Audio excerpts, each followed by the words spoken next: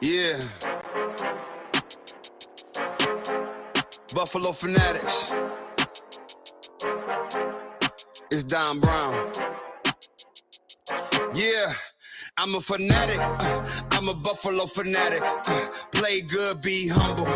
Number 17, the captain. I'm a Buffalo fanatic. I'm a Buffalo fanatic. I'm a Buffalo fanatic. Ay. I'm a Buffalo fanatic. Ay. I'm a Buffalo fanatic, just like Rico. Going live, talking to my people. Cause the team's driven like West Hurt. Other teams can't, it's a repo. The opponents gotta call up Triple O. Bills Mafia, we heating up, we too electrical. We got Bean the Plug, electric show. We wired up, hit up Rico. Ladies and gentlemen, it's your boy. We back at it again. Folks, we squeaked a big one today. Did we ever? But I'll take it. Buffalo Bills take down the Cleveland Browns 31-23. I would have loved it for it to be just a complete annihilation. I would have loved it for it to really, for us to just dominate this game offensively, defensively, special teams. Sometimes 2 out of 3 is all right. 2 out of 3 is all right. I'd say 1 out of 3, really. But point is, we took the dub, and that's what matters today, folks. The Bills are 7-3, and we avoid going 6-4 because that would have been problematic. We take down the Cleveland Browns, and the Cleveland Browns, as I knew, was going. They were going to. I mean, I wouldn't say lay down, but they came out. You know what I'm saying? They came out playing pretty well, and we came out extremely flat. And when I say flat, we were absolutely flat, and it was not good. It wasn't good. So we needed this win, folks. We needed this win in the worst way, and but it came with some challenges. Boy, did it ever come with some challenges. Now, before I even get into the box score, before I get into that, we got to get into what the Bills had to go through before even stepping on the field. You have a city full of snow. I'm not talking about a few inches, man. I'm talking about like feet. I'm talking about 3, 4, 5 feet of snow out there in some places. And it was rough. The community pulled together. The city of what they call good neighbors in Buffalo pulled together. Driveways are being plowed, shoveled for some of these players, helping each other out, non-players, helping each other out. And that's what's great about Buffalo, man. Anytime I go to Buffalo, actually, you know what? Every time I've been to Buffalo, it's always been love. No matter what, it's always been love, whether you're a foreigner or not. You know what I'm saying? And the fact that they call Buffalo the city neighbors is legit. And that's what's taken place this past weekend. And the Bills were able to get themselves out of Buffalo to head over to Detroit. Now, that being said, the whole week they weren't able to practice. Everything was done virtually. So they had no practice. They had no time with one another. Everybody was pretty much stuck at home doing this whole Zoom call and all that good stuff. So there was no time together to practice. And then late yesterday, a flight at 4 p.m. gets them into Detroit. That's the time that they can kind of do walkthroughs, if you will. Not enough time to kind of really put a really true game plan and put things together. So you saw how flat they were in the first half. Absolutely flat. Like, it was awful. First quarter, I've never seen anything different. I've never seen anything like that in such a long time, where we were out of sorts. Josh didn't look like himself. The offense was flat. Just nothing was in our favor. You know what I'm saying? Like, just not good. Not good at all. And then you get Cleveland goes up 7-0 already. You're like, what? At one point, it was like 10-0. I was like, what's going on? Like, what is happening? So, kudos to these Bills, man. Kudos to these Bills. They got their act together, and they're still able to put 31 points on the board, right? And right now, we have number 1 or number 2 offense. So that makes a big deal. Now, a lot of people want to like, well, how come they were flat? Have you ever listen? For those that golf, I'm gonna use golf because I'm not a good golfer whatsoever. But like, to go from your house right to the freaking the first hole and tee off. Don't you warm up. Don't do shit. Just pull your club out and hit. No practice swing. Just get in there. You know what I mean? Like, that's tough, man. You wanna be able to go, you know what I'm saying, and warm up and do some things, right? These guys, you got 90 dudes, you know what I'm saying, 22 cats, starters, you weren't able to get together. So you're gonna be out of sorts. And it looked exactly that way, out of sorts in the first half. So to wanna shift blame on the fact that we've been a little off, you know what I'm saying? Especially, you know what I mean, losing the last two. It's not been great. So a lot of eyes have been on Buffalo, a scrutiny, and we are poking and prodding at everything the Bills do, myself included. So these players, these coaches, they feel that. So in order to try to work things out and make things better, you practice, but they weren't even able to do that. So they had to pretty much go in there cold to beat the Cleveland Browns. So give them credit for that, at least. Now, there were some really good things that happened this game, and there were some things that have me scratching my head, that have me concerned, very much concerned, and I don't like it. And we're going to talk about that. But for now, let's give these guys credit for pulling out the W and getting this win. Josh Allen, let me just start off with Josh Allen. Josh Allen, 18 for 27. 197 yards, threw under 200 yards, which is fine. Sometimes it's going to happen, right? 7.3 yards a pop. So it wasn't like he wasn't able to, you know what I mean, make some throws and get some first downs. It took a while to get there, but it eventually started cooking a little bit. 1 touchdown. And the beautiful thing about this, 0 turnovers, 0 interceptions. We like that. That's what we want from our QB1. Do not give the ball over to the other team. We want to keep that football with us, right? So no turnovers, 1 touchdown pass to Stephon Diggs on a 5-yard route, and he took 2 sacks. It's gonna happen, you know what I'm saying? And had a rating of 100. So he had an efficient game today. Could he have been better?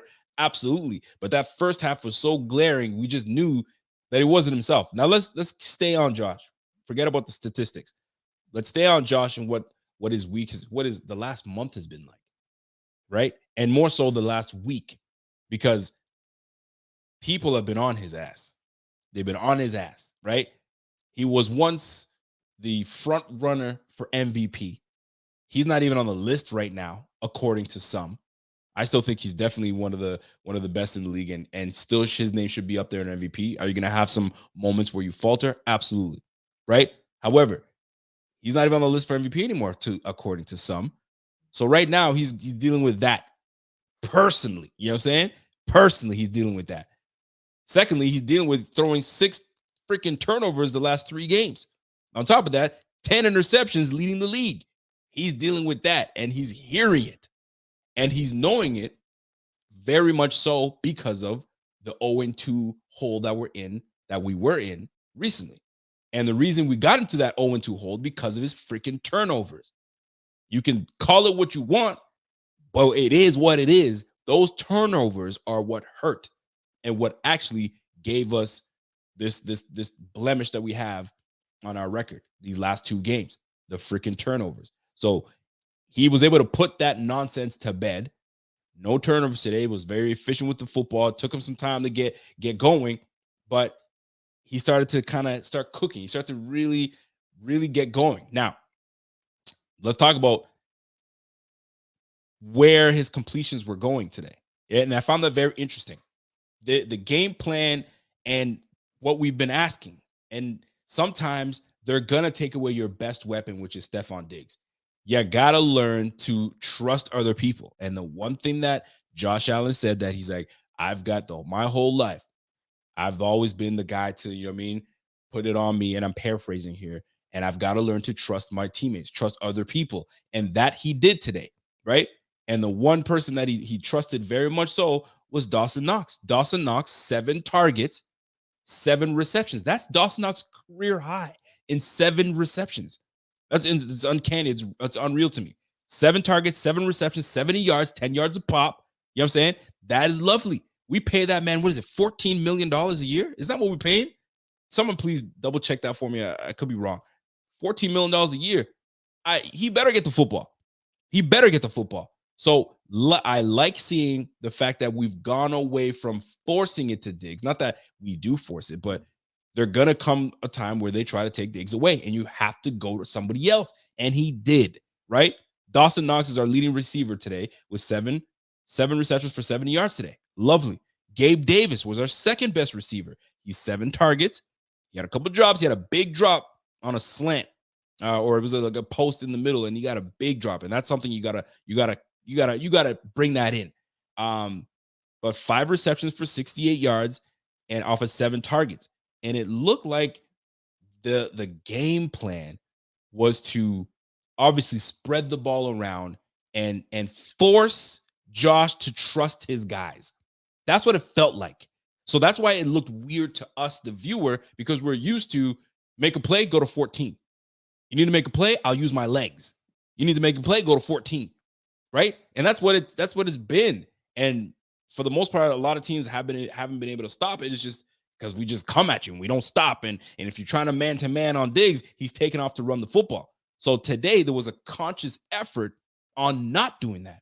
How many runs did Josh Allen have today? Josh Allen had 3 runs today. 3 runs. And I don't think I saw one designed run. Not one designed run. And how lovely this was, all the running was put with the running backs. Let the RBs do what they're supposed to do. Wasn't that nice to see? I know some people are like, but I like when we air it out. I love when we put points on the board. We put 31 points on the board. That's what we average. So what was the difference? What was the difference?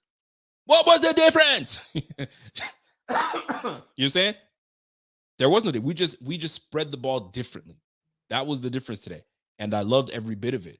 And it's not sexy. He didn't have 400 yards passing, but sometimes it's not necessary. Sometimes you don't need to have 400 yards passing. Sometimes you don't need to have 300 yards passing. Sometimes you got to lean on the running backs, for crying out loud. We have them, right? We have a whole whack of those guys. We've been traded for one. Lean on those guys. That's a whole different ballgame that I'm going to talk on. But we're still on Josh Allen. And it was nice to see Josh Allen spread the ball around. Gabe Davis, 5 for 68. Stephon Diggs had 4 for 48, right?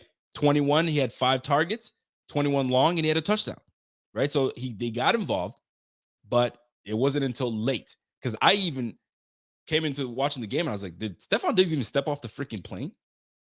I can't be the only one that asked that question. Did something happen? Like, where is he? Where did he go? Like, what's happening? How come I don't see Stephon Diggs? Like, somebody talk to me. And until I started realizing, hold on now. There's clearly something happening here. They're trying to spread the ball around. And one thing that I did like today was the emphasis on going to Gabe Davis. Gabe Davis. Now, we want to be tough on Gabe Davis, and as we should. But when some people are going through a drop drought, if you will, you know what I'm saying, or a drop streak, if you will, you get into your head. This game is mental, man. This game is mental. The physical ability, you got it, but it's mental sometimes. Sometimes you get in your own damn head. So it's one of those situations where you got to get your guys back into it, right? So with Gabe Davis, with the drops he's been having, dude, he's one of the top pass droppers in the game. He's got a drop rate of 17%. Yikes. We can't have that. We cannot have that. So the fact that we got Gabe Davis back into it, that one-hand catch, although it was out of bounds, you're getting his confidence back up.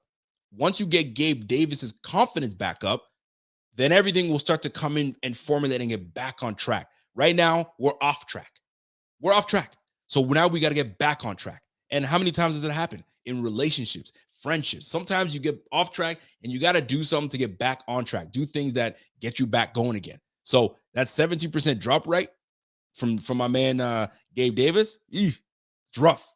That is rough. So the fact of the matter is this: we spread the ball around, and it was lovely. 18 completions, 7 to Dawson Knox, Gabe Davis, 12 receptions between the two, and then you had 4 for Gabe Davis and then 2 for Devin Singletary. I'd like to see more receptions going to our running backs named James Cook and Nyheim Hines, but that's a whole nother conversation. We're gonna talk about that. But Josh Allen, I'm not fretting whatsoever. The guy's a professional. He will get his act together. He will get back on track. And when he does get back on track and he starts doing what he needs to do, watch out. It's going to be problematic. And we're going to be right back on track and be rooting for this team. But the difference is he will be able to feel like he can trust everybody. That's the big difference. Not having to put everything on his shoulders. That's a lot of stress on one person. So hopefully we start to kind of see the differences on the squad, and we can make that happen. Now, let's go to the run game. The run game.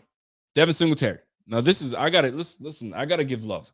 I gotta give love to this freaking run game. All right. Two things. I know people were like, "Hey, aren't you happy that they ran the ball?" You damn right. I'm happy they ran the ball. And it wasn't that they ran the ball. They ran the ball with Devin Singletary, with James Cook. How nice is it to see James Cook look like the running back that y'all been saying he is? This is the first time I get to see, okay, let me see what he's got. Okay. They're giving him touches. They're not just giving him 3 touches, because that's what I needed to see, because he didn't impress me at all this year. This game, I was like, okay, we've committed to actually running the football to these 2 backs, and they did. Devin Singletary, 18 carries. 18 carries for Devin Singletary. James Cook, 11 carries. That makes sense. Give it to your backs. You drafted James Cook in the 2nd round. Give him the football. And we were actually able to see something, for crying out loud. So maybe this was the game we needed to, like, okay, we don't necessarily have to put the stress on Josh Allen. We have these capable backs, but we've had them all year. This is the crazy part to me. But the point is, we did it. We were able to get these guys going. Both these backs had 86 yards apiece. We ran the ball today for 171 yards today.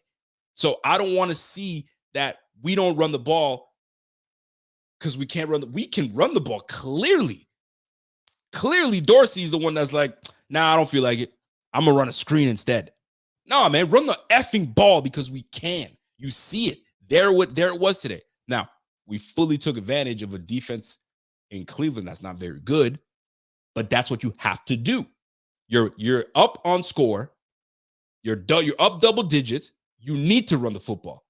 You're beating a team that has not a good defense. You need to run the football, right? That's necessary. And we did it today. But why so long to take advantage of this shit? I don't get that, man. So Devin Singletary, 18 carries for 86 yards, 4.8 yards a pop, almost 5 yards a pop, and a touchdown. Lovely. Does not feel freaking good and doesn't feel normal. Let the man run the rock. They get paid to do that shit. James Cook, the rookie, comes in, 11 carries, 86 yards, went off. You ripped a 29-yard run. That was a big one. And almost 8 yards a pop today. 86 yards rushing. My goodness. Let's keep it rolling, man. You know these guys have the capabilities of doing it. The offensive line got rolling. Let's roll. But Dorsey, my friend Dorsey, you got to get off that whole, put everything on Josh Allen. You have horses in the backfield. Give them the football. They'll do what they're supposed to do. And guess what? They did. 171 yards rushing today. And guess what? The leading rusher was not Josh Allen. That's balance to me. That's balance, man. We threw 27 times and we ran the ball 33 times. And we still win. And we still put up 31 points. What's the problem? Nothing. So hopefully Dorsey is learning. Now, I got to give it to him. I'm not going to make excuses for Dorsey because I got my bones to pick with Dorsey, but he's got to learn the same way Brian Dable's got to learn. Brian Dable had to learn the same way. Remember? Because I was on Brian Dable's ass. I was like, what are we doing? We look pathetic. We this, that, and the third. He had to work his kinks. And now, look where he's at right now. He's got the Giants looking damn good. I don't know if the Giants won today. I'm not sure. But he's got the Giants with a winning record. But it took time to get there. It took time to get there for for Brian Dable. So Dorsey, although he's got off to a really good start, you can't expect this Cinderella to go all the way. He's going to have some bumps in the roads, and he's going to have to work his way out of these bumps in the roads. And this was one of those. The last 2 games, not that he called horrible games, but now he's got to learn to call a balanced game, a more balanced game. And when we need to to depend on Josh Allen, then we can call on him. Because then we like, yo, we need you. We need the $250 million man. Let's go. Get us out of this. Because right now, the X is not running, or this is not working, and that's not working. Now we need you. But we've been doing that with Josh Allen all season long. Brother gets tired at one point, right? Then he starts making mistakes. And that's exactly what happened. So now eliminate those positions to put Allen in bad positions to make these mistakes, and you have games like today. What's wrong with that? Huh? Shit. My goodness, man. Did the Giants win today? No. No, Rico. The Giants laid a big stinking egg against they lost to Detroit. Go figure. I'm talking a big game for Dable, and then he loses to Detroit. But anyway, Detroit's weird. They're a very good offense, and sometimes things change. But anyway, nonetheless, lovely to see what the run game was able to do. Now, for those that say, Rico, you've been hating on James Cook, because I can't ignore y'all. Because I've been talking a big game on James Cook, and what has he done? What can he do? Well, he looked good today. I'm not saying I'm going to eat crow, because I'm not going to eat crow. I wanted to see this, but I just never did. So until I did, I'm like, I ain't trusting it until I see it. But we were able to see it because Ken Dorsey was able to man up and say, all right, let me give these guys the football. Let me let these guys rock with the football. And that happened today. So I'm good with that. I am very good with that. Now, did you guys see, I mean, I'm not going to ignore it either. Did you guys see when Stephon Diggs was, he went over to Coach McDermott, and he wasn't yelling. He wasn't animated. He was just kind of like, you can tell that he was like, yo, what you want me to do, fam? Like, what you want me to do? Like, I came out, I warmed up with everybody. I did everything I was supposed to do. Like, what you want me to do? And Dorsey was like, yo, just chill. This is what it looked like. Just chill. It's coming your way. Just relax. Don't worry about it. He's working. I don't know if you're saying Josh is going to work it out. We got a game plan, or stick to the game plan. You know what I'm saying? We want to get these other guys involved. So stick to the game plan. But that stood out a lot. It stood out a lot. Hold on. I got wifey coming through to, I totally forgot that I asked for this. So if you guys are probably wondering, let me lower this a little bit. So it's his birthday today. You want to get in the mic? Get in the mic. Not really. I need a shower. So for those that don't know, it's your boy's birthday today. Turned 38. There it is. I turned 38 today, so she brought me a piece of cake. My cake. I get to have that cake later. After I shower. Eating on the mic is the worst thing you should ever do, but I have to have cake because the Bills won today, number one. And number two, I got to take a sip. What did you make of this? Water. I thought it was liquor, but it's just water. So you know what? We're going to celebrate with water. You know what I'm saying? And we'll go from there. So a big celebration. The Bills win today. It's my birthday. And you know what I mean? Let me give myself a little bit of some. Yo, that's actually pretty good. Pretty good cake. So I'm going to have two cakes. I'm going to have this cake. I'm going to have that cake later. And we're good to go.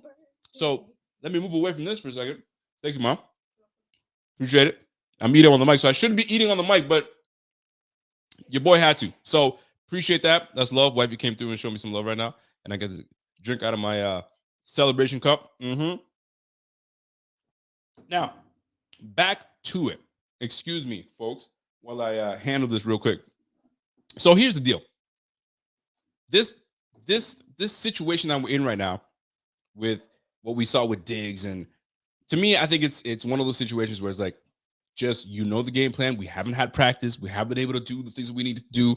This is the game plan that we're going to go right now. We need this game. Let's go. So Diggs, you know what I'm saying, had to really have the control. He was lost for words, man. He had to have the control to say, all right, I got it. And guess what? They kind of got together. They got together on a few calls. The touchdown pass was a nice slant, right? Plucked it, legit. So kudos to those two guys working it out. The one thing I'm going to say I did not like, where they showed Stephon Diggs having that conversation with McDermott, and the ball's going to Gabe Davis. So you're like, could there be a riff? What's happening, right? Stephon Diggs scores the touchdown. So I'm like, okay, I want to see Josh Allen run up to him and give him a, you know what I'm saying? Because that's normally what we see. And I'm like, okay, that's not 17. High fives, that's not 17. And then finally at the end, they kind of gave each other a dap. You're like, okay, that's good. But the way they played it on TV, like, oh, there might be a rift between it. Don't be surprised if the media starts spinning that there was some kind of rift between those two because he wasn't getting the football. Yeah. I hope that's not the case whatsoever. But I did see that, and I realized that, and I was like, I hope you guys don't play that. And then they did the side-by-side screen where Josh Allen is sitting on one side and Diggs is sitting on the other. I didn't like that. They were trying to paint something that was going on, and it's probably nothing. But nonetheless, it is it was something that I did realize and I did recognize, and I hope that is nothing and they get over it. We got the win and we got out of here. Everything is much better when you win football games. When you win football games, man, you can get by. Yeah, listen, man, we didn't have much time to practice with each other. We're good to go. Let's not stress. We got this. So, but you know what, Marshall, man, that's the media for you, man. Anytime they can try to paint something, oh, there could be a rift going on, but they didn't say it. The media guys didn't say it, but the video, that's what shows it. You feel me? So I'm glad that nothing stood out with that. My man P Money says, yo, McDermott told Diggs to get his guys going. That could be it too. I don't know. Maybe you guys are watching the press conferences, but we'll see. Maybe he said, hey, man, it's for you as a leader to try to get all these other guys going. So don't worry. It's coming your way. Just stay with the game plan. We got this. So maybe that's what it is, man. We'll see how this plays out. But I'm not worried about what I saw. I like what I saw. It was nice to see balance today on the offense, and we'll go from there. Wayman Brown says, yo, from a fellow 84 baby, West wishes. Hey, best wishes to you, my man. Yo, where the 84 babies at, man? If you're born in 1984, man, smash that like for your boy and let's kick it, man. And if you're a Scorpio in there, do a double smash that like. You feel me? But folks, let's get right into it, man. Defensive side of the ball. Woo! Defense. OMG. Jacoby Brissett looked like an all-pro quarterback today. And thank you, Dane Jackson. Thank you, Christian Benford. Thank you. Thank you guys all because y'all got cooked today. Oh, my gosh, man. I feel like Adrian Bronner, man. Y'all feel like Adrian Bronner. Yo, I'm not going to lie, man. I'm getting cooked because y'all were getting cooked. Dane Jackson, this was not his game. This was not Dane Jackson's game. They just did not let off of that man. That brother got cooked. When I say he got cooked, oh my, it makes you wonder if Coach McDermott is like, yo, Trey, are you ready yet? Are you ready? Because Amari Cooper, Donovan Peoples-Jones took these guys to work. Oh my goodness, man. Wow. Dane is number 30, by the way. Dane is number 30, and Hamlin is number 3. We'll talk about Hamlin in a moment, but my goodness, man, this was rough to see Dane Jackson just get actually cooked. So let me go back to the box score and see what Jacoby Brissett today had. Dude, I got to give a shout out, by the way. First of all, Chevy says his coverage is fine. Everyone catches on him. His coverage is fine. If his coverage is fine, you know what I'm saying, he'd be in position to not let them catch it. They were catching everything today. Everything. My goodness, fam. And this is the NFL. This is not college, right? So, like, you give a guy 2 yards, you think you're close. That's not close enough. You got to be closer. You know what I mean? Now, granted, Jacoby Brissett was putting the football on these dudes on great angles, man. But they just happened to be on our corners, and our corners could not handle. Our corners could not handle. If they weren't holding, you know what I'm saying, then, you know what I mean, they were getting cooked. And because Dane Jackson today was not his day. Jacoby Brissett went 28 for 41, 324 yards, 8 yards a pop, folks. This is Jacoby Brissett. 3 touchdowns, no interceptions, got sacked only once, and had a rating of 116.3. Oof. And we have a top 10 defense? Josh Allen was the one struggling against the Cleveland Browns. Now, yes, we didn't practice. We were all out of sorts. But Josh Allen should be able to outduel that defense without Greg Newsome, their top corner. So, like, what happened, right? Very bizarre. Give a shout out to my man. Shout out to Tina. I said my man. Tina, thank you for that super chat. And I appreciate that very much so. Appreciate that. Thank you so much for that super sticker. Much love. Now, here's the deal. Going back to this defense, all right? And we gotta stick to it because I can't let this go. Good and bad. Cleveland's rushing. We kept the Cleveland rush attack to 80 yards total. And that includes Kareem Hunt and Nick Chubb. Nick Chubb had 14 carries for 19 yards with an average of 1.4 yards. We absolutely bottled up that run. We bottled up that run game. That run game was non-existent. We took care of business. However, we still allowed this team to put 23 points on us. And this is where we got cooked. Amari Cooper, 8 receptions off of 12 targets, 8 receptions, 113 yards, 14 yards a pop, and 2 touchdowns. Golly, man. For those that have him in fantasy, y'all cooked today. Donovan Peoples-Jones, 5 receptions off of 6 targets, 61 yards, 12 yards a pop, and a touchdown. Golly, man. They had us, man. They did work on us. They did work on those corners, and it's tough. And it's like, okay, we got Jordan Poyer back. Is he going to be out of shape a little bit? Yes. He's been off for a couple games now. You know what I'm saying? He's nursing that elbow. He got that big brace on the elbow. And there were some moments where Poyer, if not for Poyer, man, that's a big play by the defense. That's a big play by the offense. And then Poyer broke it up. There were times where Poyer was in that on a tackle on Njoku, on a big breakup on Njoku on the corner route, and then he also got hurdled. So keep that in mind as well. But Poyer's presence was felt today. But man, we got some work to do with the corners now. Mind you, first round corner, Kaiir Elam was out today. We had to bring up Xavier Rhodes. I don't know how much of a difference it made if Xavier Rhodes was in or out or not, but we gave up 324 yards. Unacceptable. We just can't do that. By the way, shout out to my girl Grace Delano. Appreciate that love, Grace. It's your birthday. It's your boy's birthday today, so you know what I mean. It's good. We got the dub today, and I'm extremely thrilled and happy about that. Now, keep this in mind as well, folks. I know that we are traveling to another stadium. Now, whether that should matter or not, I guess it should somewhat. But we had to travel to another stadium. We had to be all out of sorts. So the same way Josh was out of sorts, I guess this defense was out of sorts. Because boy, did we had some moments where we just didn't look good. This defense did not look like a top 10 defense. Do injuries happen? Yes. Tremaine Edmonds, I don't want to hear anybody talk shit about Tremaine Edmonds because Tremaine Edmonds in that defense makes this defense better. Milano without Edmonds it's not the same, and vice versa. Both of these guys together, that's what makes this team special. But Milano held his own today. I mean, you got some really good key defenders on this team. But the thing that stood out to me is how we allowed this team to stay in the game with these big plays. We allowed too many big plays today. We had Jacoby Brissett had multiple big plays on us, multiple. You had a 25-yarder, 27 for Donovan Peoples-Jones. We had a screenplay to Nick Chubb for 26 yards.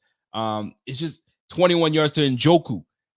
Those big plays, we got to eliminate those big plays, man. We can't have those big plays. We got to eliminate those. And we just allowed too many big plays by not a team that should be on our level. That team is not on our level, should not be on our level. They caught us in a moment that we're trying to re-find ourselves, if you will. They caught us in that moment. So once we get back on track, 10 times out of 10, we take this team down. No question about it. So it just wasn't nice to see Jacoby Brissett just light us up like that. I hated it. Hated every bit of it. And when they started to make a jolt at the end and come back and freaking onside kick goes off of Gabe Davis's dome, bink, right? And I'm like, oh no, we are not letting this team stay within score to try to make this a ball game. We can't. We had a triple digit lead. We need to keep it. We can't let these teams come back in. Now, we play differently a little bit, obviously, because we don't want to give the big play. So we give a little bit of cushioning, but golly, man, we just can't keep giving these teams an opportunity to come back in. This should have been a double-digit win. Easily a double-digit win. But anyway, a win is a win, and that's all that matters at the end of the day. Al Bristol, what's up, Al? Al says, "Yo, Rico, we should trade a first and second next year." Boy, can y'all, Mr. Bristol, with all due respect, I can't even keep a straight face. With all due respect, sir, no. We're not going to trade our corner. We need that corner, man. He's got veteran ability. He's seen things. Like, you don't just go in and draft another rookie. You feel me? So I'm just, with all due respect, sir, we ain't doing that. We ain't doing that. Now, speaking of Trey, maybe we see Trey next week. Maybe that's what we see. I'm not certain, but maybe we do. But according to coach says he's just not ready.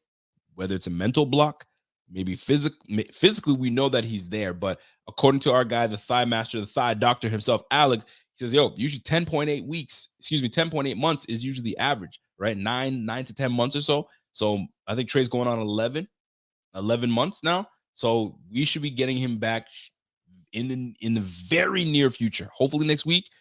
You never know. We'll see how that plays out. But boy, I can't believe I'm about to say this, but like, maybe we should listen, hopefully Kaiir Elam's injury isn't as bad as we thought, and he can come back in there. So we'll see how this plays, man. We'll see how this plays out. But I can't get over how badly defensively on the back end we were defending the pass. We were not good today. We weren't good. Now, defensively on our side of the ball, leading tackler Tyrel Dodson had 13 tackles today, 9. Tyrel Dodson had an egregious miss tackle on Jacoby Brissett that turned into a huge gain. I wasn't a big fan of that whatsoever, but hey, shit happens, man. A 22-yard gain that should have been shut down right off the bat. Jacoby Brissett is not he's not a big time athlete, big boy. He can run the football, but it's not his game. And we made that boy look nice like that. So we got to be better in that. We got to be better in that regard. But Tyrel Dodson, leading tackler. After that was Milano with 12 tackles, 8 solo with a sack, his first of the year, and 3 tackles for loss. Let's kind of give a spotlight on Milano. We've done it before, and we'll do it again. This guy's so good, man. Matt Milano he's physical. He's got awareness.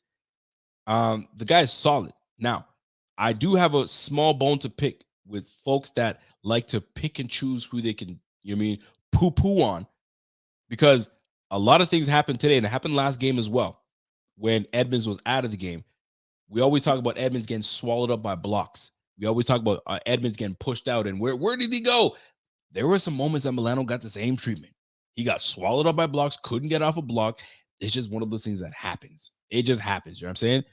Where you just got to fight through them. You got to fight through them. But for the most part, this defense, we didn't play our best game. We didn't look like a top 10 defense today. Although we did great on stopping the football and running. We did fantastic. We kept the team to under 80 yards. But then we gave up 324 yards passing. So it was tough to see that, right? And a team that we put a lot of money in that defensive front to get after the freaking quarterback, we came up with only 1 sack tonight. And that was Matt Milano off an edge. We got to do better. Now, we did get some quarterback hits on there. We had 5 quarterback hits. But I feel like we could have done way more. But what we wanted to do and what we wanted to really take full advantage of is taking away the run game, because we know that Nick Chubb is one of the best in this game. And the fact that we kept this man to under 20 yards rushing, was it 20 yards? Am I wrong here? Yeah, we kept this man to 20 freaking yards rushing, 19 yards rushing. That primo. But man, we got handled. We got handled in the backfield, boy. Golly. John Marlowe, what's up, John? John says, I agree, Rico, but all these guys are main run stuffers inside. Touche, but don't forget, we got AJ Epinesa that's on the outside. We got Von Miller that we paid a lot of money to on the outside. Don't get me wrong. I know that our meat and potatoes are on the inside, but that's what causes us to get these sacks, because we push the middle on the inside. They can't step up in the pocket, so they got to step outside. So you think that we'd be able to get something with all the penetration that we've been getting. But listen, bigger, we can't be picky all the time. Oh, we got the win that we needed, and we keep that rolling. And that's what we need, man. Randy Proke says, another bingo by Rico. This D-line is not finishing. That's unacceptable. I'm telling you, folks, we needed more of this defense today, especially with what Allen has been going through and turning the ball over. So, like, dominate the offensive side of the ball. That's what we needed. Was Epenesa out all game or just like after the ankle injury he was out? Because I didn't really see. I saw Boogie Basham on the field today, but Epenesa I didn't see too much of it. Did he? Yeah, he left with the boot on. Okay, I know he did start a little bit. I didn't see too much of him, but thank you for telling me that. Roger says that I think with us Bills fans, we forget that we probably don't want to show a lot because we are playing there next week. I think Frazier took it easy on Brissett. I highly disagree. I highly disagree with all due respect. This had nothing to do with not giving so much and taking away and this, that, and the third, because every week we got to do something. The point is we're playing the Browns. We have to beat the Browns. And that's what we did today. And there were some things that stood out that we need to clean up, but it's certain things that we know we can clean up. So once we get a little healthier, once we start, doing what we're supposed to do, I think we'll be better for it as we go. But for the most part, not bad. Now, here's the deal, man. There are some things that did stand out to me that that's still a problem. Still a problem whether we run this game or not. Now, let me break it down to you guys, okay? So 9 passing first downs. Now, we can chalk it up to however you want to chalk it up. Allen being in his head, which is true. Allen is in his own head right now, especially at the beginning of the game with all the chatter going on around him and him saying that I got to trust everybody else and I got to take the check down when I need to take the check down. It was very apparent. If he didn't like what he saw, he took the check down. Should we call that growth? Do we call that that's what you should do? You're a professional. You got to know if it's not there, take the check down. You know what I'm saying? Whatever you want to call it, I call it self-awareness. He is aware of the mistakes that he was making before and not taking the checks downs when he should have, and he did today. And once he starts to take the check downs, right, and defenses realize, okay, he's just going to take what they give him, and then they start to kind of, play him a little differently, then he might ramp up back to the Josh that we know, where he gets his confidence back as high as it was the first 6 weeks, and he starts slinging the rock the way he used to, with the ability to know that, hey, I can check down. So he's got to just turn that on so he has that balance within his own game, right? Now, 9 passing first downs in the first half, all our sorts. I didn't like that at all, right? Obviously, we established ourselves in the run game. Loved every bit of that. Here is a big one. 3 for 11 on third downs. Ugh. As much as we won this game, 3 for 11 on third downs, when the first 6 weeks of the season, we were up in the 50 percentile, 55%. Half the time, we're getting that. Today, fucking 30%, 29%, if my math is correct. 29 to 28% completion percentage. I mean, on third downs, nah, man, we can't. That shit don't fly. We can't allow that to fly. You know what I'm saying? So 3 for 11 on third down efficiency, not good, right? 357 total yards to Cleveland Browns 396. That's the second game that we've allowed over 380 yards total offense. Can't do that. Cannot do that. Going down. So 3 for 11 on third down efficiencies. Terrible. Here's the big one for me. 2 for 5 in the red zone. We put 31 points on the board today. Thank you, Tyler Bass. But we put 31 points on the board today. But we went 2 for 5 in the red zones. What that tells me is we're missing opportunities continuously. We're continuing to miss our opportunities to close out these games and really ramp it on these guys. Something is up. So, Ken Dorsey, dig a little deeper into your red zone bag and figure something out that works for us, because all year we've not been a good team in the red zone. We've been hit and miss. And today was a prime example. 2 for 5 in the red zone. Penalties are killing us. We already know that part. But we've got to capitalize, man. It looked awful. So third down efficiency, we were awful today. And on top of that, 2 for 5 on red zone, awful once again. We've got to get it together. And that is a bit on Ken Dorsey, because his play calling, because your play calling has to be efficient. It's got to be tight. It's got to be what works. You know what I'm saying? So dig deeper, because whatever the hell you think is working is not, because we're 2 for 5 and we're not in the position to do well in in the red zone. And red zone, that's the money zone. That's where you could really put teams away. Our offense is good enough to get there, but we're not punching it in. So this became half field goal game. You know what I'm saying? Listen, man, we're playing the Cleveland Browns, but when we play other teams that can actually score and put points on the board, those field goals will not cut it. Those field goals will not cut it. 2 for 5 in the red zone. Can't have that. And here's the worst part. Out of the 2 for 5 in the red zone, last week we had 7 penalties for 69 yards, something of that nature. This week, 8 penalties for 89 yards. We just anteed up. We're getting more undisciplined. Get our shit together, folks. Get our shit together. Too many times that we are allowing nonsense to happen in this game, and we just can't. We just can't take away. Josh Allen had a wonderful first down run to move the sticks. Holding. Roger Saffold. Golly, man, you got to be kidding me. Like, little things like that happen to us, man. We just can't. We can't allow those things to happen. If we want to be one of those teams that goes to the playoffs and starts rocking shit, these performances against teams like this got to be better. We cannot play down to the competition. We're supposed to be one of the best. Like right now, our record is 7-3. And right now, although we're 7-3, we're a different 7-3 team, right? Majority of those wins obviously came in the first half where we were rolling and nobody could really find an answer for us. Now we're playing the last 4 games. People have been slowing us down. We haven't been able to, we've not been able to score in the second half until today. We were able to put some points up in the second half. Well, today we put 19 points in the second half, and we had 1 touchdown in the second half, mostly field goals. We just got to be better, folks. We got to be better. We got to be better. We got to be more efficient, and we got to do it. And last but not least, possession. Possession today, time of possession, Cleveland Brown had 31.22, 31 minutes, 22 seconds, and they didn't even run the ball. It's the crazy part. They didn't even run the ball. We ran the ball, and we had less time of possession than the freaking Cleveland Browns. Although 3 minutes, but it doesn't matter. You think with the way we were running efficiently with the football that we would have been the team, you know what I'm saying, with the most.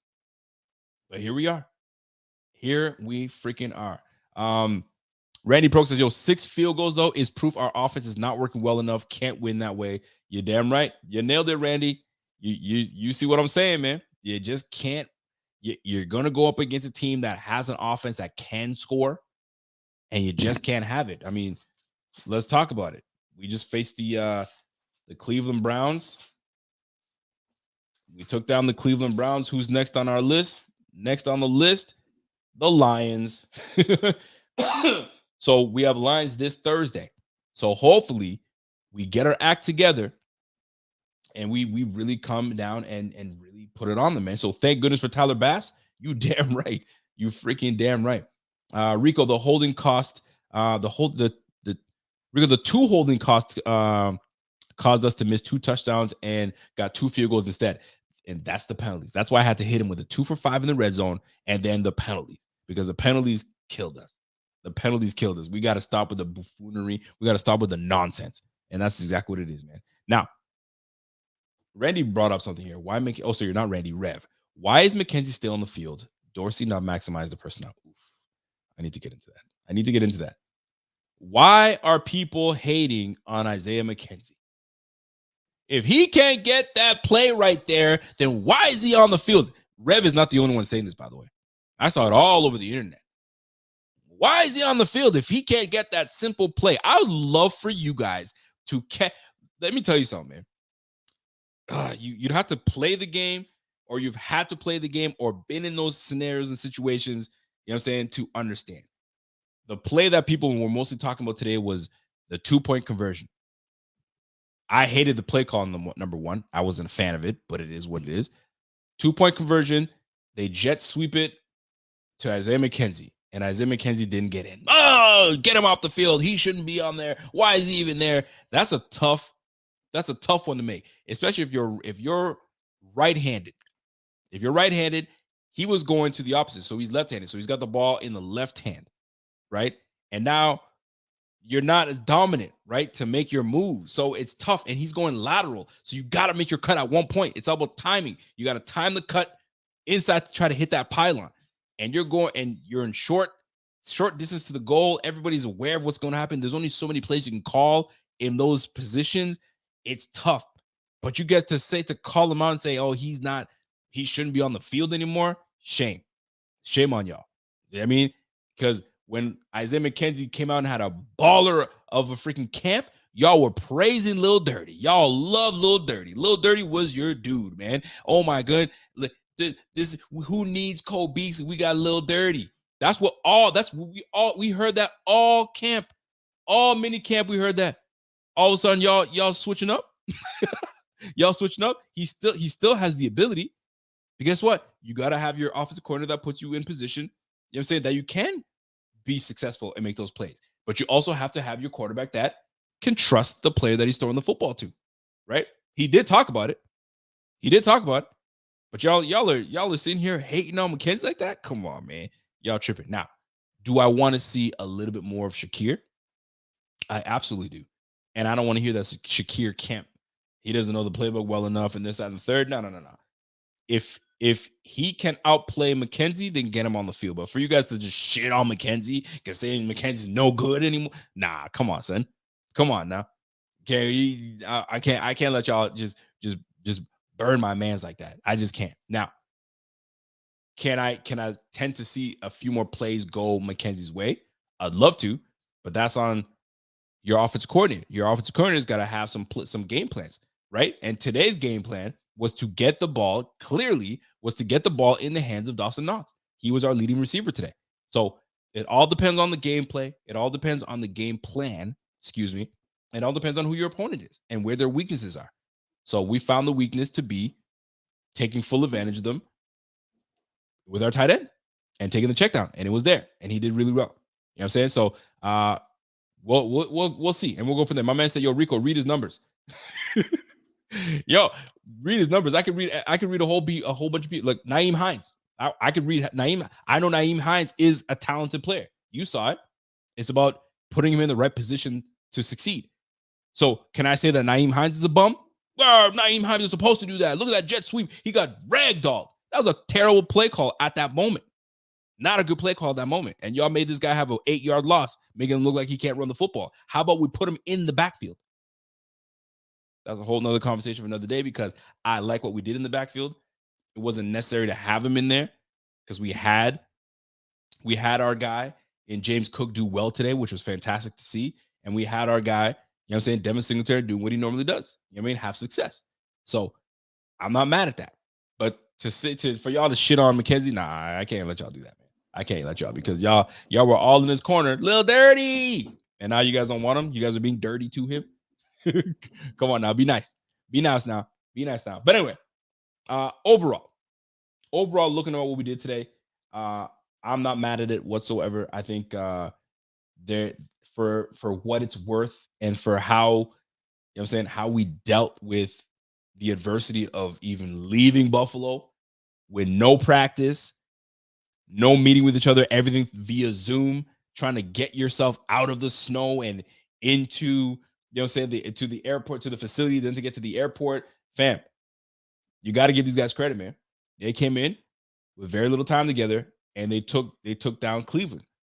And pretty much Cleveland is they're I mean, I think it was probably done before that, but they're officially probably eliminated by now. You know what I'm saying? And the Bills needed to do that. So now we got to go face the Detroit Lions and we got to go and handle some things over there. Now, I was talking about the defense. And I was talking about how the defense was getting cooked. Teron Johnson is not without any hit on him too, because he was getting cooked last week, and he got cooked again sometime to this week too. Now he does make his plays, absolutely, but he was getting handled too at the beginning because they had Amari Cooper in the slot, and he was a little too much for Amari Cooper. So we just defensively, hopefully guys get healthy. You know what I'm saying, and we get these guys back up there and just we can get back to playing the type of football that we want. And getting Greg Rousseau back. Greg Rousseau back makes a huge difference.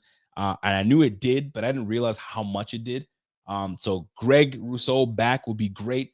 Obviously, Von Miller's stayed healthy thus far, so that'll be nice. And then we can get back to regular football. Tremaine Edmonds coming back, and then we add Trey White, hopefully an explosive and a mentally ready Trey White. Then we can get back to shaping us to be preparing to go to the playoffs, man. And if we win enough more games and we're still in there, we can still hit that AFC #1 spot. We still got it. We got some teams that we got to play. Obviously, we took down the Browns today. We got the Lions, and then the gauntlet starts. Patriots, Jets, Dolphins, right? We got to take down the Lions. That could easily be a trap game, but in this game, it shouldn't be because of how we've been playing. So we need to get our act together. And once we get these 2 games in, and I anticipate that we beat the Lions, then we go into playing the Patriots, the Jets, and the Dolphins. I don't know what the score is right now for the Patriots and Jets. Let me take a look. Look at that Denver game. Denver 10-7 in the third. What a terrible game to watch. And look at that. Look at Dallas. Dallas beating up on the Minnesota, and we let Minnesota just do what they did to us. What a league that we are in. What a league that we are in. I tell you, man. Cincinnati is up 17-10. Where's the Jets game? I'm trying to see what this Jets and Patriots game, how'd that look? The Jets. Oh shit. The Jets lost. They only scored 3 points. OMG. So they lost 10-3. That's what I anticipated from when we played the Jets. I didn't expect them to do a whole lot against us, but they did. What a weird freaking league this is, man. Man, good thing we did not lose today. Because if we lost today, we would have been tied with the freaking Patriots at 6-4. Oh boy, what a cluster F that would have been for the AFC East. Thank goodness we won. Philly just squeaked by Indianapolis. My goodness. Washington beat the Houston Texans. We saw that coming. And away we go. But anyway, I digress. But my goodness, man, what a league this is, because it's bizarre. Très bizarre. But anyway, let me conclude this whole game and this short week that we're going to be hitting. All right. So here's the deal. And it's very simple. We came out cold, but we fought through it. Was it the prettiest win? No. Offensively, was it more of a balanced win? Yes.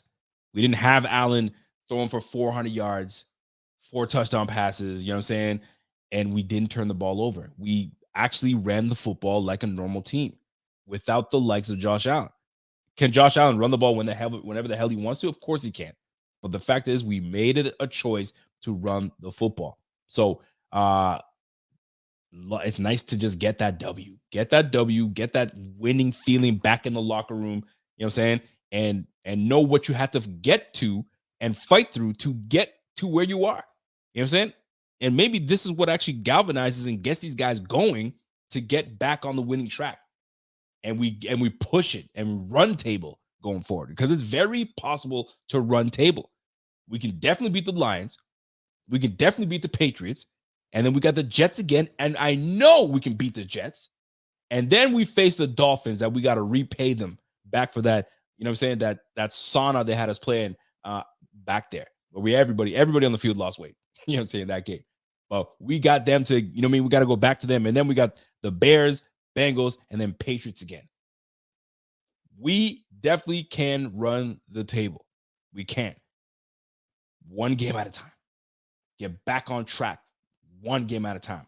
And we definitely can. You know what I'm saying? So looking ahead and not too much, and going back to how we got to where we are and what I noticed this whole game. And here's what it comes down to.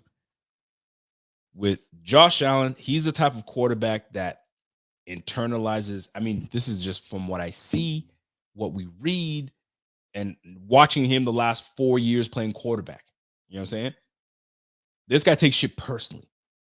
This man takes things freaking personally. So when shit's not going well, shit's not going his way, he's going to do everything he can in his power to get the win, because all he wants to do is freaking win by any means necessary. But sometimes with Josh, is any means necessary is he's going to make some uncharacteristic plays. But if he feels that that's the way what we're going to try to win this, he's going to do it. This is where you have a veteran offensive coordinator / you know what I'm saying, coach in Dorsey to calm him down. But Dorsey's up in the booth. So you know who has to take that reins? That's got to be McDermott.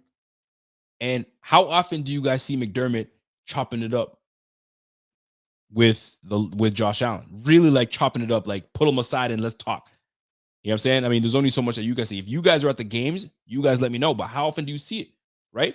So an offensive coordinator more likely will do that. I would like to see my head coach, when Josh is playing not so great and doing the Josh Allen bullshit, tear his ass up. Tear his ass up and let him know what's good. Because that's what Dable did. Dable would fucking chew his ass out and say, yo, quit the bullshit and quit turning the freaking ball over. Calm down. And you need that. And this is where Cromer should come in. This is where Joe Brady should come in. You know what I'm saying? And be there. That's why McDermott brought these veteran guys. But are y'all too shook to talk to the $250 million man? Last time I checked, you're the coach. He's the player. He should be listening to your ass. Let me bring that back, though. Because when he's on, he's on. But let's not put too much on him. And that's what I feel that's been going on. So this is where Ken Dorsey really has to create a game plan that can set him up and this offense for success. A nice balanced game plan where you will throw the rock, you will find your targets, you will get, what you're supposed to do and do what you're supposed to do, but know that we got some horses in the backfield that can run the football. And you saw a great example of that today. You know what I'm saying? Before I continue on to my point about this game, I got a super chat coming in from my man, Joshua Winder. What's up, Joshua? Joshua Winder says, I think it's Winder. I think it's a Winder. Is a Winder? I'm going to say Winder. Josh Winder comes in and says, hey, man, I work second shift, so I don't ever get to see live. Just showing love from what you guys do at BF. Go Bills. Time to step it up. Shout out to my man, Josh Winder. Josh Winder works the day. He works the second shift. Josh, if you work the second shift, I feel you, brother. Shift work is a tough one. I work shift 1, which is the midnight to 8 shift. Luckily for me, this is the birthday week, so I always take my birthday week off just because. I mean, I gotta find my week somewhere to take the time off. So I take the birthday week off, and it works out perfectly because I didn't have to shut down and go to bed early. And then we got a Thursday night game this week. Mucho bueno. So we'd like to take that. But shout out to my man Joshua Winder for that. I hope I'm pronouncing your name well, Mr. Winder. And much love to you on the shift 2, man. Shift 2. I mean, shift 1 is always the best shift. I'll let you know that right now. But you know what I'm saying? Love every bit of it. My man Samuel Rivera says, yo, Rico believed. God did. Yo, Rico, who believed? God did. Hey, listen, man. We had a game today. We won it. We did what we needed to do, put the points up on the board, and go from there. Now, I can't leave tonight without giving a big shout out to Tyler Bass. Tyler Bass was asked to step up today because the offense couldn't finish. And Tyler Bass did just that. Tyler Bass went 6 for 6 on 1 for 1 and on extra point today, and had 19 points. 19 points for Tyler Bass today. Tyler Bass was clutch. Tyler Bass came in and was like, what y'all want me to do? Oh, you want me to hit on my field goals? Got you. 6 for 6. Bing, bang, boom. Bing, bong. Done. Tyler Bass, baby. Let's go, man. Straight Bass, homie. That's exactly what he did. So shout out to Tyler Bass, man. He had some I think he had two kicks today of over 50 yards, man. So good job, Tyler Bass, man. Freaking love every bit of it, man. 19 points scored. Love it. And that's what I'm talking about. It's a 3-phase game. It's a 3-phase game today. So what did Tyler Bass do for us? I want to get specifically what he did for us today in this game. So he hit 1 for 1 from 20 to 29. Then he hit 2 field goals from 30 to 39. Then he hit 2 field goals from 40 to, he had 1 field goal from 50 plus, and that was a 56-yarder. And he had 2 field goals from 40 to 49. Kudos to Tyler freaking Bass today, man. Kudos to Tyler Bass. Tyler Bass, he's got back-to-back games of over 12 points. He had 12 points against the Vikings last week. He went 3 for 3, and he went 6 for 6. He's 9 for 9 in the last 2 games. Shout out to you, Tyler Bass. Shout out to you, man. Good shit. That's why we freaking drafted this guy. That's why we drafted Tyler Bass. You know what I'm saying? Because we knew we needed a guy that we can count on. When it comes down to it, you're going to nail that. Now, granted, no wind, no snow. You know what I'm saying? You could do those things. But that kind of gives you an idea if the Bills actually built a stadium that had a dome. You could expect those very things. maybe if we had a dome, you can expect the run game to be the way it is. I'm just teasing. I'm clearly kidding because that's on Dorsey, and that's what kind of game he's got to call. But Tyler Bass was clutch today. Shout out to Tyler Bass. You did your damn thing today. Kudos to you, man. But so, folks, the Bills are 7-3. 281 points for, 174 points against. The Miami Dolphins are 7-3. They lead the division right now. They lead the division, the AFC East, at 7-3. They've got the head-to-head against us, so that's why they're above us.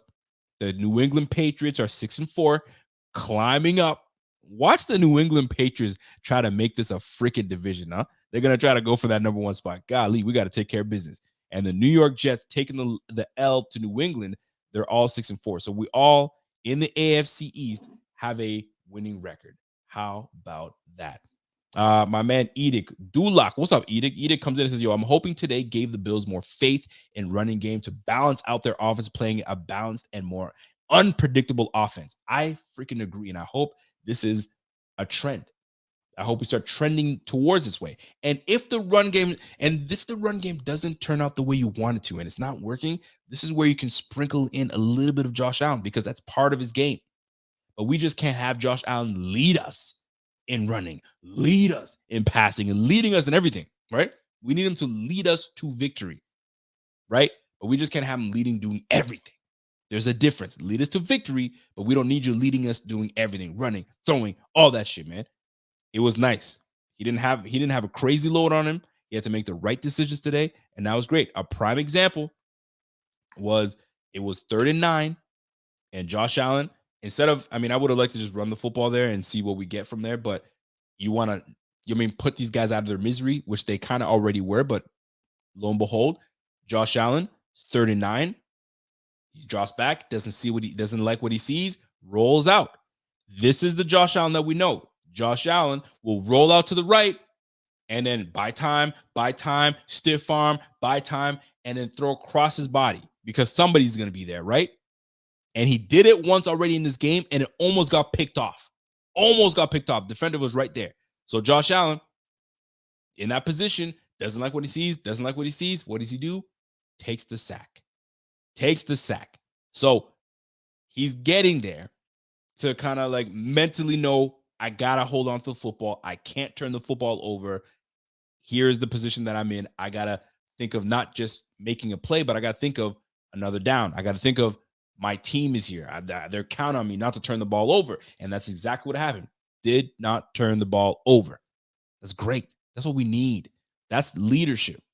You know what I'm saying? Knowing that, man, the whole team is riding on me, man. I just can't give the ball up like that. I've already got 6 picks in the last 3 games. Cannot do that. Can't do that. You know what I'm saying? So if you guys agree with what I'm saying, man, smash that like, because we are at the position that we just can't have this guy do that no more, man. We just can't. No more. Shout out to my girl Jessica Lynch. She says, go Buffalo, sending some love and positive vibes from Buffalo, New York. Ain't no snow gotta stop us now, baby. Ain't no snow gotta stop us now. She's right, man. They still have to go back to Buffalo and help their family shovel their snow. Still, it's not over. You know what I'm saying? They left the snow, but they're gonna return right back to the snow so they can help their families get in there and be the neighborly neighbors, and you know what I'm saying, help out everyone else in your neighborhood to get their you know what I'm saying, their driveways cleared and shoveled and all that good stuff. You know what I'm saying? So if you have a snow plow, lend that snow plow to your neighbor or bring it over there and snow plow his side too, and go from there, folks. But let's put a button in this, man. Let's put a pin in this and say, listen, a W is a W. We'll take it. Nobody's going to remember how we won this game, what we did. All it matters is the column. And the column is we were able to get in the W. We got in the win column. We're now 7 wins. We got to go right back to 1 game at a time. We got a game. We've got a short week. They're going right back to Buffalo tonight, and then they're coming right back on Wednesday. So they're going to have tonight to hang out, Monday, Tuesday to kind of do what they do, and then back on the flight to Detroit again on Wednesday. And then they're on a game night on Thursday afternoon, whenever the game is. So we'll look to see how this plays out, man. I'm looking forward to it. It's going to be fun. But Josh Allen was good today. Not amazing, but he was good. And we'll get amazing Josh shortly. But right now, we needed him to be solid. We needed him to not turn the ball over, and we needed him to share the wealth. And those things he did today. All right. So shout out to Josh Allen. Shout out to Ken Dorsey for establishing the run and committing to it. And that was the big one. We established the run and we committed to the run. Great job, Ken Dorsey, in that manner. You know what I'm saying? There's a lot of things that we need you to get better on and dig in your bag and be better in the red zone. You know what I'm saying? Try to find a way to get Nyheim Hines into the game. Giving him the rock somehow, some way. He's been doing a fantastic job of punt and kick returning, right? He's giving us a big spark in that regard. But reward the guy by getting him on the field and doing that. Because right now he's creating for himself when it comes down to punt returning and kick returning. So get him the love, man. Y'all traded for his ass. How are we going to use him? That's on Ken Dorsey. Figure it out, Kenny. You got it, Kenny Dubs. We'll see how you do. So run game solid. Great to see James Cook. I mean, a lot of people think I'm a hater of James Cook. I'm not a hater. I just needed to see what James Cook was able to provide. And he was able to show us something today. I needed to see that because going up to this game, he showed me nothing special. I saw nothing that I was like, nah, he's amazing. No, I saw nothing like that. Today, I saw some good things. I want to see more of it. So hopefully Ken Dorsey has enough trust in this line, the offensive line, and this run game to continue that going forward, right? And lastly, obviously, I talked about special teams and Tyler Bass and how he did. Defensively, not a good game today, defense. Not a good game. Not a good game at all. Tyler Bass and this offense kind of carried us a little bit. Defense, we got to be better. We got to be better. Hold on a second. Somebody, my man Alexander Nishimuro. Hold on. Nishimura. Yes, sir. Alexander Nishimura Jr. says, hey, Dr. Rico dropping the prescription knowledge to all Bills fans everywhere. Yo, you stupid. I appreciate that super chat. My guy, Mr. Nishimura. But yeah, for the most part, man, a win is a win, baby. A win is a win. Offensively, we know what we had to do. We saw what we needed. Defensively, horseshit. We did not play well today. Defensively was not great. We stopped the run. I'll give them that. That was the lone bright spot, in my opinion, on the defense side of the ball. But Jacoby Brissett just torched us. He torched us.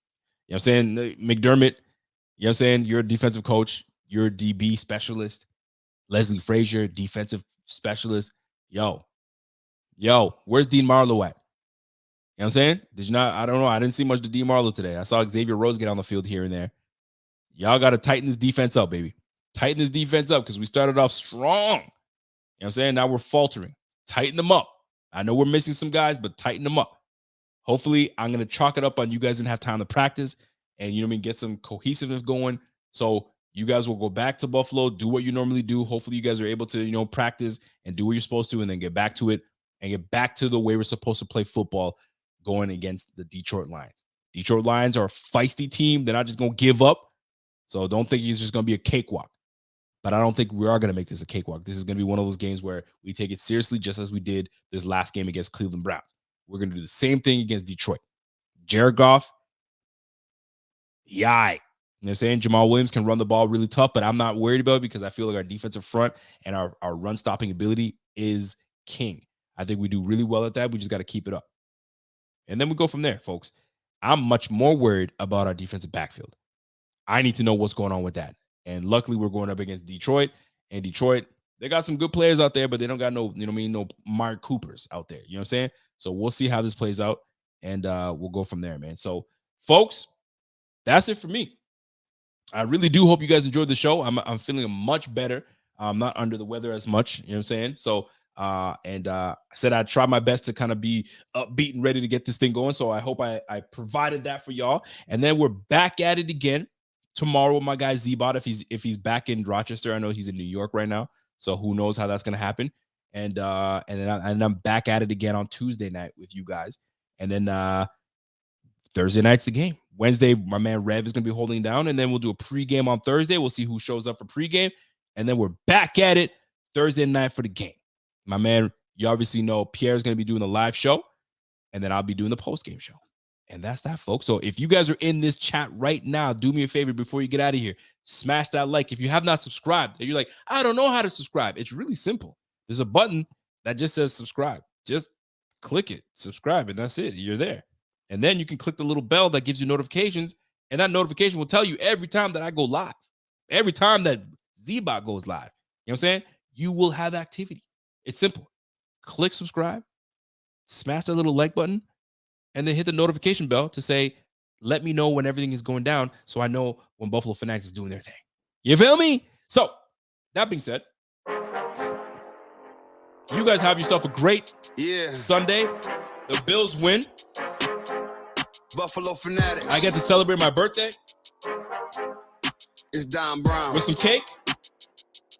Yeah. And then I'm going to get more cake later. I'm a Buffalo fanatic. So, until next time, ladies and gentlemen, it's the Rico Report. It's the Buffalo Fanatics. The Buffalo Bills win 31-23 over the Cleveland freaking Browns. And that being said, we out. Enjoy the rest of your evening. Catch the rest of the football Sunday. And we'll catch you guys tomorrow, Tuesday, Wednesday, and then back at it again on a short week, Thursday Night Football. And until next time, it's your boy, and I'm gone. Let's go. Hit up Rico, he fired up. We know where we stand on the power rankings. Other teams fans in the comments hating, we block them all. We protecting Josh. Salute to him, he the general now. Rico got legends for interviews. How the Buffalo Bills got the best fan base. Away games, red, white, blue in the crowd. Hey, I'm a Buffalo fanatic. Play good, be humble. Number 17, the captain. I'm a Buffalo fanatic. I'm a Buffalo fanatic. I'm a Buffalo fanatic. Ay, I'm a Buffalo fanatic. Ay, I'm a Buffalo fanatic.